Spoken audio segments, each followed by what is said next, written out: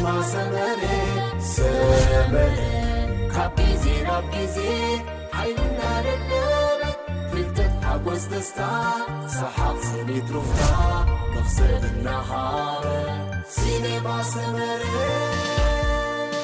سلام زخبركم تخاتلتي مدب سبورت تادي بوغاتشا بيج عماليا بموحاس ناي 2024 سعرت حنقو فديلو كمون بينام جرماي اتزل على نقتل عماليا ابزتور نمعوات تسفاتني بيرلو زلو تقدادا ماي كوينلو سناي مكتتال مبل عسراي مدرخ تور دي فرانس 2026 برتع وعي مالت استات 32 ديجري سنتيغريد نلعلي 3909 دما متر ناي قلقلن عقبتن زحزلو غوبوتات زفتنه تقدادمتي حيال مدرخ اكايدوم وعيلوم اللو اتوددر بعوتتي بيج عماليا لبيسو زلو تادي بوغاتشا كاب UAE استزازمه كخون كلو اب كوريشا بشكليتا كاب زسقلات حيزو كاب زكايدوم بروفيشنال وددرات از عوتزي مبل 24 ناي مدرخ عوتو كوينو تمزجيب الله اب تور دي فرانس دما مبل 24 كوينو از مدرخ زي كاب مجمرتاو كساب موداتو بتاكتيكاوي وطرت ودقاتاتن بورتو ناي تقادادمتي بقعت فللياتن استملأي نيرو اتوددر كاب مجمرتو ببورتو فتنتي جميرو غانتاتات نناتن تقادادمتي نابتي ناي معالتي هاديموم زوصو مالت نبريك اوي نمتاو عبي قالسي غيرانين هافير رومو كاب موفي ستار ابز مدرخ زي قديمو بمهدام اب كم بعل كول دي غريفول كومون كول دي برات دبوكن قديمو بمحلاف نطبتات كእكب كيلو اب مبل 25.5 كيلومتر اب استخايده ماكلاي ناي قصبتاو وددر ماديس بيدرسن كاب ليدل تريك بحاجز غانتو قديمو خوت كلو بينام جرماي كاب NSN دما كال اي درجه حيزو نزنبره ناي نطب درجو نموحاس ابزا ناي انترميديت قصبتاو وددر سالساي بمخان ندرجو وحسنت زهبا وسنتي 16 نطبي اكيبو ابز عسراي مدرخ زي كم ماتيو جورغونسنن توم بيتكوكن كالوتن استساتفلو حدغاتات تخسيتيو يخونبر توم بيتكوك كاب تودقت مليسو بمسعب اب مور داتا مبلتاش اي درجه حيزو بموصا بلوص ناي برو تيم تقادادا ماي كخون كيللو غانتا UAE بفليكس غروس شارترن اداميات زنابيلا بممراح تقادادمتي حدا بحدا كترفون غيرالا اتوددر ناب مور داتا 16 كيلومتر كصقعن كلو حيالن مسات انزخونه تاينا تعزيبنا ريتشارد كاراباس كاب EF Education اب كولد بيرتوز بمتقع هاديمو كسغوم فتينيو بوغاتشا ابتناي توادادرت غجله مالت جروب اوف فافورايتس بموصا بورتو متقع تفصيمو نكاراباز اركيبو كي تقدسون فللياغ فيحو بمعزار اب مور داتا بينو كوينچف جميرو يوناس فينغغارد نتي مس بوغاتشا زلو فللي نمصباب اب قدميت كوينو بمسحاب صعر غيريو اذا غجله زيا ني فينغغارد ليبويتس ايسو سكيل بول سيكساسن زتقاللت يانيرا ريمكو ايفينيبول اب عقبت كاب غجله فينغغارد تريفو خصقم كوانت تراي اب قلقلت جن بتاماننت بمسعب اب ناي مود اتا 1 كيلومتر نتا غجله كحوسا كيليو اب مود اتا دما نتي ناي كال اي درجه سبرينت بمعوات 32 كاليت دحدي بوغاتشا كوينو كال اي وصيو ناي مبل 10 مدرخ وصيت قداماي تادي بوغاتشا كال اي ريمكو ايفينيبول ب 32 كاليت دحيرو سالساي بول سيكساس ب 34 كالي دحيرو رابعاي فيليوران ليبويتس ب 34 كالي دحيرو حمشاي يوان ايسو ب 38 كالي دحيرو شادشاي ماتياس سكيلموس ب 38 كالي دحيرو شاوعاي يوناس فينغغارد شامناي ايزاك ديل تورو تاشعاي توم بيتكوك 10 دما ليني مارتينز بمخان اب قداموت 10 درجه نايز مدرخ زوصو تقدادمتيوم دحرز مدرخ زي اتينا حفشاوي درجة مالت نبيج عماليا ابز قبر زلو قالسي زترخبه وطئيت قداماي تادي بوغاتشا كال اي يوناس فينغغارد ب 3 دقيقة 21 كالي دحيرو سالساي يوان ايسو ب 4 دقيقة 13 كالي تندحيرو رابعاي ريمكو ايفينيبول ب 4 دقيقة 16 كالي تندحيرو حمشاي دما بول سيكساس ب 4 دقيقة 34 كالي تندحيرو تادي بوغاتشا نتي مس يوناس فينغغارد زلو فللي ناب 3 دقيقة 21 كالي تنكسفو كيللو ازي نوعو ميچو بايتا زفطر كوانت خونه تور دي فرانس غنا بوزحات كبدتي ناي غوبوتات مدرخات سلازلو وددر غنا ايتودئن اب ناي غزي فلليون لوط يكهلو كنعزب نخلينا ዮናስ ቬንገጋርድ ሎሚ 44 ካሊእ ዝኣክል ግዜ ኣጥፊኢሎ እዚ ድማ ጋንታ ቪዝማ ንቅድሚት ንምስጓም ሓደስቲ ስልትታት ክትፈጥር ከም ዝገብራ ኣየጠራጥርኒዩ ተቀዳዳማይ ፖል ሴክሳስ ሳልሳይ ደረጃ ሒዙ ክውድእ ምኽኣሉ ሓደ ካብቶም ዓበይቲ ታሪኽ ሎሚ መዓልቲ ኮይኑ ኣብ ሓፈሻዊ ደረጃ ድማ ናብ መበል 5ይ ደረጃ ክድይብ ክኢሉ እዩ ሬምኮ ኤቬኔፖል ኣብ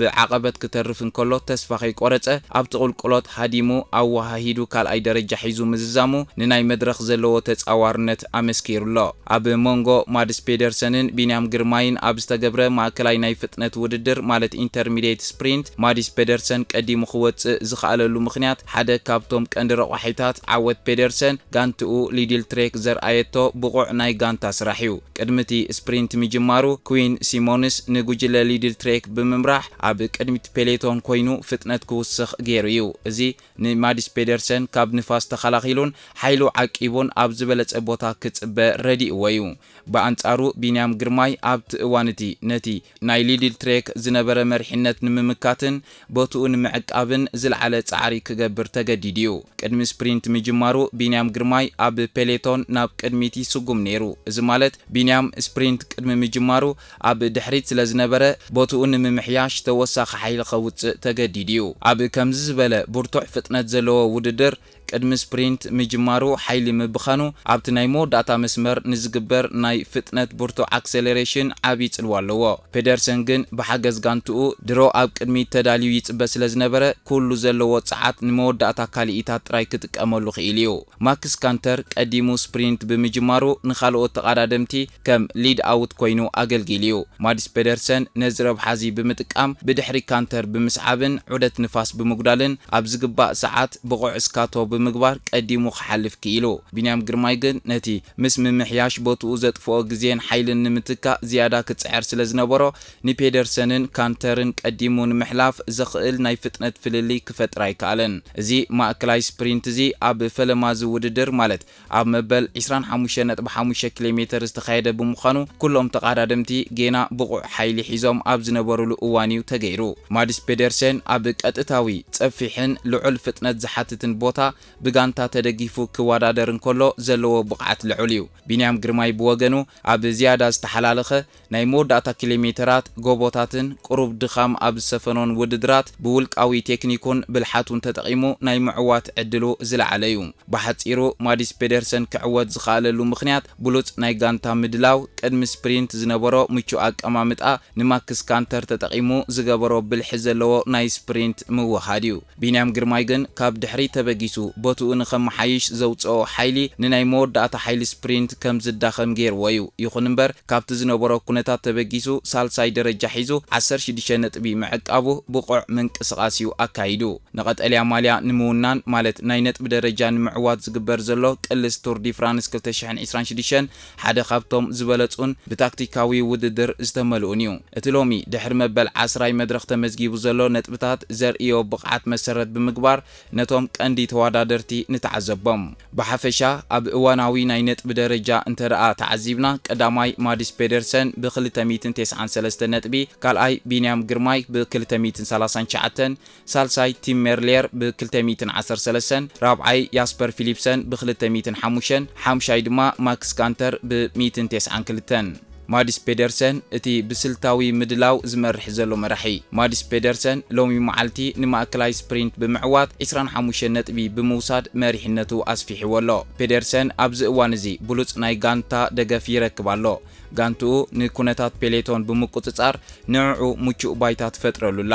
ንሱ ኣብ ጸፊሕን ቁሩብ ዓቐበት ኣብ ዘለዎን ስፕሪንት ሓያል ዓቕሚ ኣለዎ ኣብ ትሕቲ ከቢድ ቁልቁልን ጎቦታትን ሓይሉ ክደክም ይኽእል እዩ ይኹን እምበር ምስቲ ሕጂ ሒዝዎ ዘሎ 54 ነጥቢ ናይ መሪሕነት ፍልሊ ንቐጠልያ ማልያ ኣብ ቅድሚት ዝስራዕ ተቐዳዳማ እዩ ተዓዋቲ ቀጠልያ ማልያ 2024 ቢንያም ግርማይ ንታሪኽን ኣገባብ ምውናን ቀጠልያ ማልያን ጽቡቕ ገይሩ ዝፈልጥ ተቐዳዳማ እዩ ናይ ቢንያም ፍሉይ ዓቕሚ ተዓጻጻፍነት ማለት ቨርሳታይሊቲ እዩ ኣብ ከበድቲ ናይ ጎቦታት መድረኻትን ውሱን ዓቐበት ዘለዎም ስፕሪንታትን ዘይከም በዓል ቲም ሜርሌርን ማዲስ ፔደርሰንን ያስፐር ፊሊፕሰንን ንላዕሊ ተጻዋርነት ኣለዎ ወላዳ ብሰንኪ ሕጽረት ናይ መሪሕነት ባይታ ማለት ሊድ ኣውት ትሬን ሓይሉ ኣባኺኑ ሎሚ ሳልሳይ ይውፅእ እምበር ዘርኣዮ ጽንዓት ግና ተስፍኡ ዘንጸባርቕ እዩ ጋንታ NSN ከም ጋንታ ሊድል ትሬክ ንፔሌቶን ክትቋጻጸር ኣይትረአንያ ዘላ እዚ ድማ ንቢንያም ኣብ ምጅማር ስፕሪንት ባዕሉ ቦቱኡ ንምምሕያሽ ሓይሉ ከም ዝውድእ ይገብረሎ ቲም ሜርሌር ኣብ ጸፊሕ መስመር ካብቶም ዝቐልጠፉ ሓደ እዩ ኣብ ጸፋሕቲ መድረኻት ናይ መወዳእታ መስመር ዝለዓለ 50 ነጥቢ ናይ ምውሳድ ዓብ ዕድል ኣለዎ ሎሚ መዓልቲ ከም ዝተረኣየ ኣብ ኢንተርሚዲየት ካብ ፔሌቶን ተቆሪጹ ስለ ዝተረፈ ባዶ ነጥቢ ሒዙ ሜርሌር ኣብ ጎቦታት ዘለዎ ናይ ምስዓብ ድሩትነት ንዕኡ ንቀጠልያ ማልያ ዘለዎ ተስፋ ከቢድ እዩ ዘሎ ተዓዋቲ ቀጠልያ ማልያ 2023 ፊሊፕሰን ጌና ካብ ቃልሲ ኣይወፀን ሎሚ ራብዓይ ደረጃ ብምሓዝ 14 ነጥቢ ወሲዱሎ ምስ ሓያል ጋንትኡ አልፒሲን ብምዃን ኣብ ዝቕጽሉ ጸፋሕቲ መድረኻት ዓበይቲ ዓወታት ከመዝግብ ዓቕሚ ኣለዎ ይኹን እምበር ምስ መራሒ ዘሎ ፍልልይ 88 ነጥቢ ኣዝዩ ሰፊሕ ብምዃኑ ተኸታተልቲ ዓወታት መድረኽ ከድልየ እዩ ስለዚ ነቶም ዘለው ታክቲካዊ ረቋሒታትን በብእዋኑ ዝረኣዩ ዘለው ብቕዓትን ኣብ ግምት ብምእታው እቲ ዝበለጸ ተስፋ ዘለዎ ተቐዳዳማይ ቢንያም ግርማይ ክኸውን ክኢልሎ እቲ ኣብ ምቹእ ደረጃ ዘሎ ግን ማዲስ ፔደርሰን እዩ ስለምንታይ ማዲስ ፔደርሰን ብሉጽ ደረጃ ይርከብ ንዝብል ሕቶ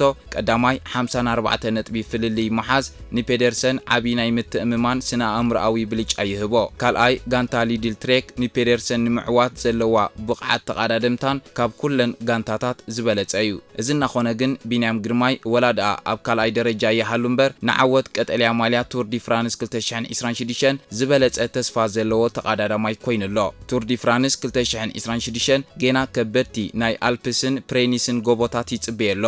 ኣብዚ መድረኽ እዚ ስፕሪንተራት ከም ሜርሌርን ፊሊፕሰንን ፍጥነት ክቕንሱ ወይ ድማ ግዜ ክሓልፎም ማለት ታይም ሊሚት ከኣትዉ ክጽጎሙ ከለዉ ቢንያም ግን ዓቐበት ሰጊሩ ኣብ ማእከላይ ስፕሪንትታት ነጥቢ ናይ ምእካብ ዓቢ ዓቕሚ ኣለዎ ቢንያም ኣብ 2024 ቀጠልያ ማልያ ክዕወት እንከሎ ነዚ ናይ ጎቦታት መድረኻት ብምጥቃም ነጥብታት ብምእካብ እዩ ተዓዊቱ ኣብዚ እዋን እዚ ማዲስ ፔደርሰን ብሰንኪ ዘለዎ ፍልልይ ነጥብን ናይ ጋንታ ሓገዝን ኣብቲ ዝበለጸ ምቹእ ደረጃ ይርከብ ይኹን እምበር እቲ ውድድር ናብቶም ከበድቲ ጎቦታት ክሰጋገር እንከሎ ቢንያም ግርማይ ብሰንኪ ዘለዎ ተዓጻጻፍነትን ናይ ጎቦታት ተጸዋርነትን ነቲ ፍልልይ ንምጽባብን ንቀጠልያ ማልያ ዳግማይ ንምውናንን ዝለዓለ ተስፋን ዕድልን ዘለዎ ተቐዳዳማይ ኮይኑ ይቕጽል ኣሎ ኣብዚ ሎሚ መዓልቲ ዝተኻየደ መበል 10 መድረኽ ቱር ዲ ፍራንስ 2026 ትዕዝብቲ ዝተገብረሎም ዘይትጽቢታውያን ዝነበሩን ኣጋጣሚታት ምስ ንዕዘብ ሓደ ካብቶም ዝዓበዩ ዘይትጽቢታውያን ፍጻሜታት እዚ መድረኽ እዚ መንእሰይ ተቐዳዳማይ ፖል ሴክሳስ ዘርኣዮ ብቕዓት እዩ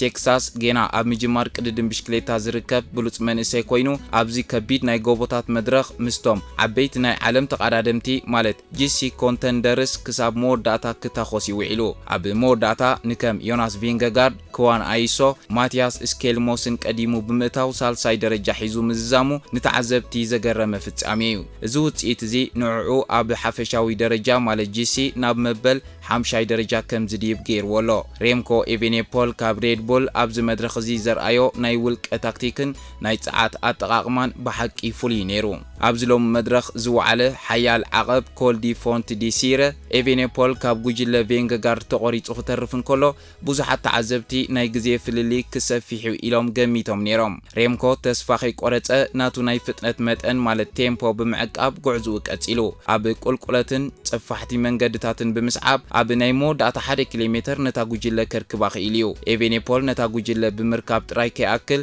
ስፕሪንት ብምጅማር ካልኣይ ደረጃ ሒዙ ብምዝዛሙ 6 ናይ ቦናስ ካልኢታት ክወስድ ክኢሉሎ ዮናስ ቪንገጋርድ ኣብ ውጽኢት ሎም መዓልቲ ንዘጋጠሞ ግዜ ምጥፋእ ባዕሉ ታክቲካዊ ጾር ክስከም ምግዳዱ ሓደ ረቋሒ ነይሩ ታዴይ ፖጋቻ መጥቃዕት ፈጺሙ በይኑ ምስ ወጸ ቪንገጋርድ ነቲ ፍልልይ ንምጽባብ ኣብታ ጉጅለ ኮይኑ ባዕሉ ብብዝሒ ክስሕብ ተገዲድዩ እቶም ብድሕሪኡ ዝነበሩ ተቐዳድምቲ ግና ሓይሎም ዓቂቦም ብድሕሪኡ ክስዕቡ ጥራዮም ፈቲኖም ቬንገጋርድ ንነዊሕ ግዜ ባዕሉ ጸዓቱ ስለ ዝባኸነ ኣብ ናይ መወዳእታ ስፕሪንት ሓይሊ ስለ ዝሰኣነ ብኤቬኔፖል ሴክሳስ ሊፖቲውዝን ተቀዲሙ መበል 7ይ ደረጃ ሒዙ ክወጽእ ተገዲዱ እዚ ድማ ቬንገጋርድ ሓያል ጻዕሪ ገይሩ ከሎ ብሰንኪ ስልታዊ ብልሒ መወዳእቱ ጽቡቕ ከይከውን ገይርዎሎ ይኹን እምበር ቀንዲ ስርሑ ግዜ ንምጽባብ እምበር ናይ መድረኽ ዓወት ወይ ምስ ቀዳሞት 3 ተጠቂሱ ስሙ ንምውጻእ ከም ዘይኮነ ይረዳእካ ቶም ፒትኮክ ኣብዚ መድረኽ እዚ ዘጋጠሙ ሓደጋን ድሕሪኡ ዘርኣዮ ጽንዓትን ዘገርም እዩ። ፒትኮክ ኣብቲ ውዱእ ናይ መወዳእታ ኪሎሜትራት ናይቲ ውድድር ኣብ ጉጅለ ናይ መሪሕነት ኮይኑ ቁልቁለት ክንቆት እንከሎ እዩ ሓደጋ ወዲቕዎ። ካብቲ ሓደጋ ተንሲኡ ጉዕዝኡ ብምቕጻል ብርቱዕ ናይ ምምላስ ጻዕሪ ብምግባር መበል ታሽዓይ ደረጃ ሒዙ ክዛዝም ክኢል እዩ። እዚ ድማ ንዕኡ ሎሚ መዓልቲ ብሉጽ ናይ ፕሮ ቲም ተቐዳዳማይ ክኸውን ኣኽኢልዎ ኣሎ። እቲ ኣብዚ ውድድር ዝነበረ ብርቱዕ ዋዒ ኣብ ልዕሊ ብዙሓት ተቐዳደምቲ ከቢድ ጽልዋ ኣሕዲር እዩ። ብዙሓት ናይ ዓቐብ ተቐዳደምቲ ከም በዓል ሱብኩስን ኤጋል በርናልን ካብቲ ክግመት ዝኽእል ዝለዓለ ፍጥነት ኣቐዲሞም ክተርፉ ተራእዮም እዮም። እቲ ብርቱዕ ዋዕን እቲ ልዕሊ 3700 ቨርቲካል ሜተርስ ዝሓዘ ጉዕዞን ንብዙሓት ተቐዳደምቲ ኣብ ፈለማ ክደኽሙ ገይርዎም እዩ። زخبركم تخاتلتنا نايلوم تحزنا أبز فتيمنا لنا نزي فيديو زي لايك شير كتقبرو نازخاخرنا أبناي صباح وتسيتن تنتناوي تحستونان يرخبنا عوتني بنيام سسنايو سينما سمري سمري كابيزي رابيزي حيلنا للنار فلتت حبوز دستا سحاب سنيت رفتا نفصل النهار سينما سمري